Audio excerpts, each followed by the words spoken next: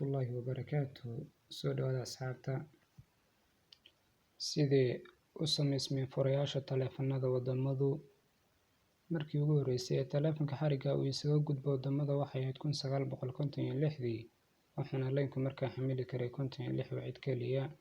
halkii daqiiqana waxay ahayd $12 oo u dhiganta $110 oo maanta joogta.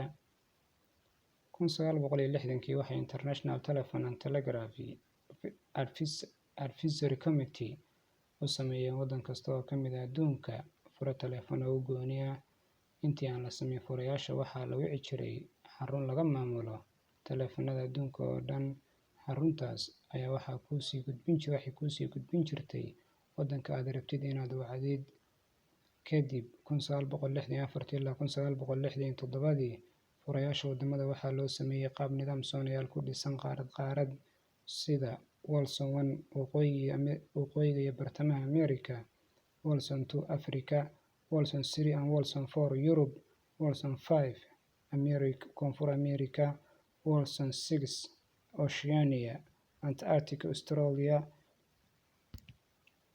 Wilson 8 bariga fog ee Asia sida Japan iyo China, Wilson 9 galbeedka Aasiya iyo bariga dhexe sida India iyo Bakistan. Isla 1968 ilaa 1971 ayaa dib u habeyn lagu sameeyay markii wadamo badan dunida ku soo biireen, waxaana hawshan qaramada midoobay u qaabilsan waaxda ITU International Telecommunication Union.